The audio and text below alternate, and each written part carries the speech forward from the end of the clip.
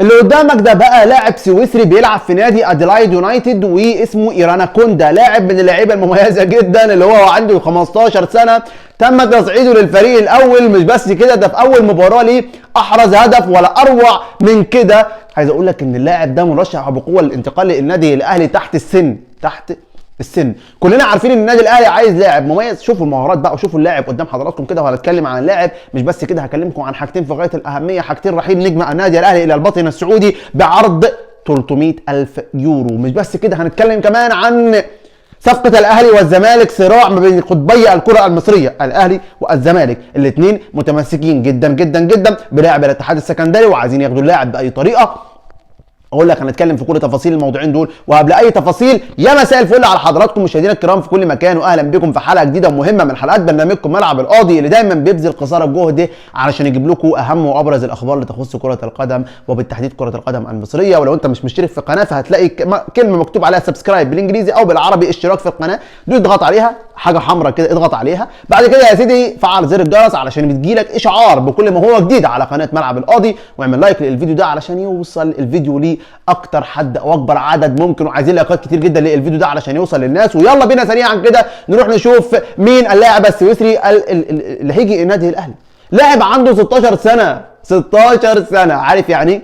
لاعب عنده 16 سنه بيلعب في الفريق الاول، لاعب مميز من اللعيبه المميزه جدا جدا جدا، شارك مع منتخب بلاده في مباريات واحرز 8 اهداف. يعني شارك مع منتخب بلاده في عده مباريات واحرز 8 اهداف. لاعب بيلعب وينج رايت، بيلعب وينج ليفت، بيلعب في الجناحين، يعني راجل طيار بمعنى اصح. واقول لك على حاجه كمان، اي مكان في الشق الهجومي بشكل عام او في خط الهجوم، الراجل ده اساسي يقدر يجيب لك اهداف، واساسي يعرف يثبت وجوده. الراجل ده يا جماعه زي ما قلت لك كده، النادي الاهلي هيقيده تحت السن. طبعا احنا عارفين النادي الاهلي عايز يجيب لاعب او 2 افارقه هيقيدهم تحت السن، وطبعا لا يزيد السن بتاعهم عن 17 سنه علشان يقدر يقيده سنه واثنين وثلاثه تحت السن. ولكن طبعا من ضمن اللعيبه اللي عايز اقول لك انها هتكون متواجده بالفعل والاهلي عمال بيدرس فيها هو اللاعب ده.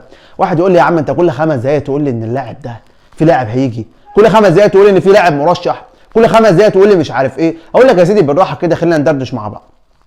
اولا وباختصار شديد جدا، انا دلوقتي بجيب لك كل اللعيبه المرشحه للنادي الاهلي، كل اللعيبه المرشحه للنادي الاهلي انا بجيبها لك في فيديوهات وبعرض لك مهاراتها واهدافها.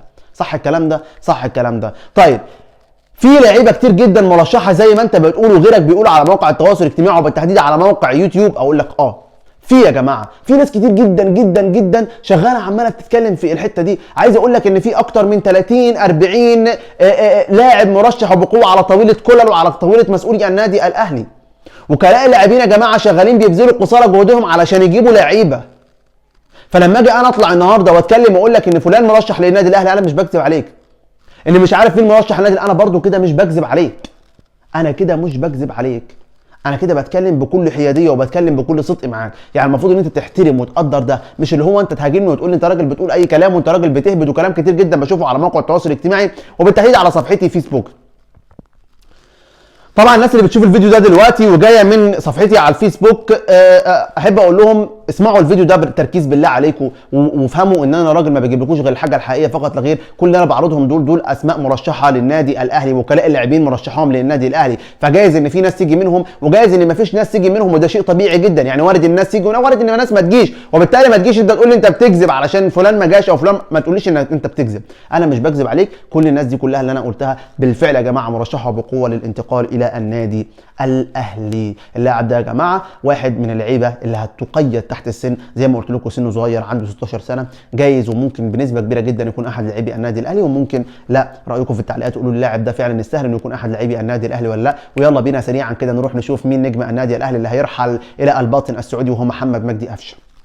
محمد مجدي قفشه لاعب النادي الاهلي ومنتخب مصر، لاعب من اللعيبه المميزه جدا، وهو واحد من اهم ركائز الفريق. طبعا مش هختلف معاكم، انا عارف ان في ناس كتير جدا في الوقت الحالي بتقول لك ان محمد مجدي قفشه لا يصلح انه يكون هو واحد من لاعبي النادي الاهلي.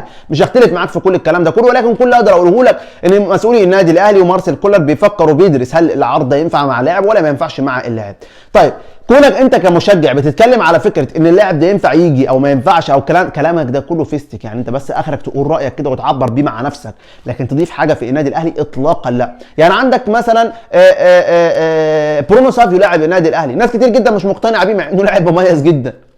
انت لو جبت حد من محللين الاداء اللي فاهمين كره القدم وفاهمين يعني ايه تحليل اداء، وقلت له ايه رايك في برونو سافيو اللاعب البرازيلي صفقه الاهلي الجديده، هيقول لك لاعب مميز جدا ولاعب عنده اكسبيرينس ولاعب عنده مهاره، هيتكلم فيه كتير جدا. انت بقى كمشجع نظرتك بتختلف تماما.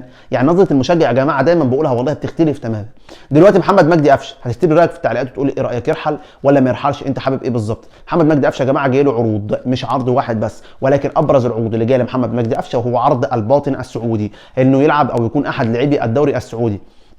في الوقت الحالي محمد مجدي قفشه هيكمل مع النادي الاهلي، ما اقدرش ادي لك الاوكي لان لسه برضو ممكن يقول لك ممكن يقول لك لا، ممكن اللاعب اصلا يقول لك لا ايوه او لا، ممكن الاداره نفسها تقول لك ايوه او لا، ممكن المدير الفني يقتنع او يكون غير مقتنع.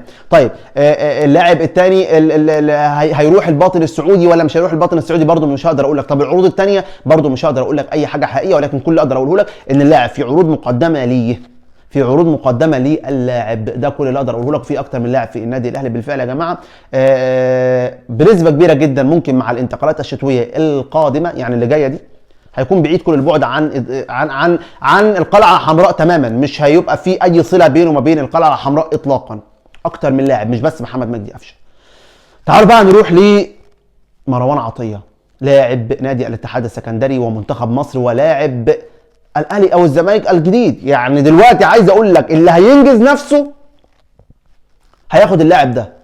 مصطفى شلبي، وكلنا عارفين قصه مصطفى شلبي جه ازاي نادي الزمالك، مع انه كان صفقه النادي الاهلي واللاعب كان مرحب جدا وموقع على عقد رغبه للنادي الاهلي ومتمسك جدا بالانتقال الى النادي الاهلي. لكن اقدر اقول لك ان نادي الزمالك انجز نفسه. كنت قلت لكم من فتره كبيره جدا ايام الانتقالات اللي فاتت دي او بدايه الموسم اللي احنا فيه ده، مع انتقالات بدايه الموسم قلت لكم ان مصطفى شلبي اقرب للنادي الاهلي وانه هيجي النادي الاهلي بنسبه 100%، ولكن نادي الزمالك دخل في الصفقه. لو ما انجزش نفسه النادي الاهلي يعتبر اللاعب احد لاعبي نادي الزمالك، وهو ده اللي حصل بالفعل. مصطفى الزناري نفس الكلام، اللعيبه دي كانت مرشحه للاهلي والاهلي كان داخل في جدال كبير جدا بينه وبين نادي الزمالك وفي صراع، ولكن اللي انجز نفسه حصل على الصفقه، اللي انجز نفسه كان هو صاحب الصفقه. مروان عطيه دلوقتي يا جماعه الاهلي دخل في مفاوضات رسميه وجد معاه، مع انه هو لاعب لنادي الزمالك والنادي الزمالك كان دخل في مفاوضات رسميه وجد معاه.